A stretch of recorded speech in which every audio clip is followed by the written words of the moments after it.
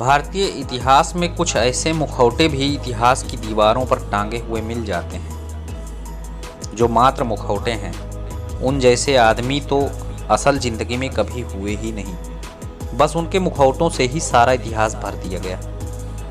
कौटिल्य या विष्णुगुप्त या चाणक्य ऐसा ही एक मुखौटा है।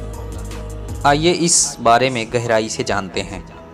दावा किया जाता है कि उस ब्राह्मण ने आवारा घूमते हुए चंद्रगुप्त नामक शूद्र लड़के को अपने कंधों पर धरा और अकेले ही तत्कालीन दुनिया के महानतम शक्तिशाली राजा धनानंद को धूल चटाकर उस बालक को भारत की राजगद्दी सौंप दी। धनानंद उस सम्राट का नाम है जिनके आने की खबर सुनकर सिकंदर और उसका गिरोह भारत भूमि से दुम दबाकर भाग निकला था।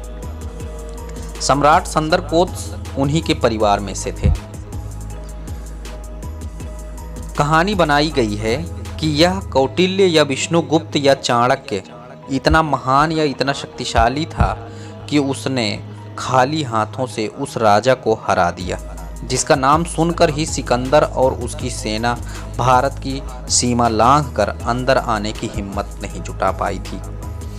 इतना ही नहीं, वह ब्राह्मण इतना बलवान था कि उसने राजा को भरे दरबार में चैलेंज किया कि वह उसका सर्वनाश कर देगा, और वह राजा या उसका कोई सैनिक उसको छूने की हिम्मत भी नहीं कर पाए।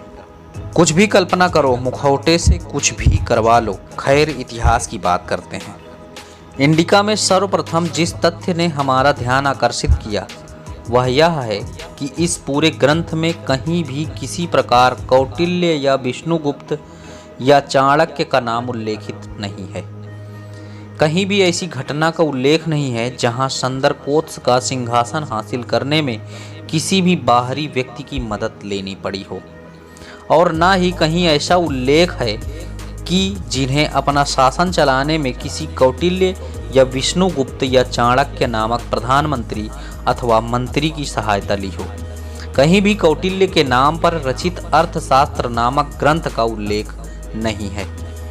उसके किसी नियम के पालन का उल्लेख भी नहीं है।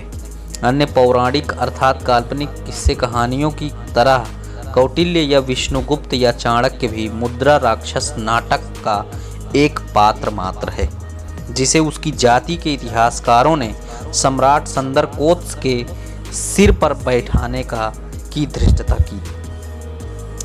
ऐसा भूलवश या किसी गलती के कारण नहीं हुआ है, बल्कि यह सब सोची समझी रणनीति के तहत किया गया कार्य है। ऐसी रणनीति को साम दाम दंड भेद की नीति कहा जा सकता है। इस नीति के अंतर्गत वह हर महान शक्ति को ब्राह्मण अथवा ब्राह्मण पूजक सिद्ध करने की कोशिश करते हैं। सम्राट संदरकोत्स के 7 सदियों बाद मुद्रा राक्षस नामक नाटक लिखकर यह कहानी प्रचारित की गई कि वह तो गलियों में आवारा घूमने वाले बालक थे, मगर ब्राह्मण कौटिल्य ने उनको भारत का राजा बना दिया। अर्थात कौटिल्य नहीं होता तो संदरकोत्स भी भारत का राजा नहीं बन पाते। जबकि सच्चाई यह है कि संदरकोत्स का नंद वंश से खून का रिश्ता था तथा वह अकेले अपने दम पर सिकंदर से मिलने गए थे। जब सिकंदर ने उनकी बात की कदर नहीं की तो उन्होंने स्थानीय राजा रजवाड़ों को एकत्रित किया और यवनों को यहाँ से मार भगाया तथा भारत की राज सत्ता पर काबिज हुए। भगवान बुद्ध के बाद विश्व की सर्वोत्तम ज्ञानी संत सदगुरु कबीर हुए। उनको ब्राह्मण सिद्ध करने के लिए उन्हें ब्राह्मण विधवा स्त्री की नाजायज संतान होने की कहानी प्रचारित की गई।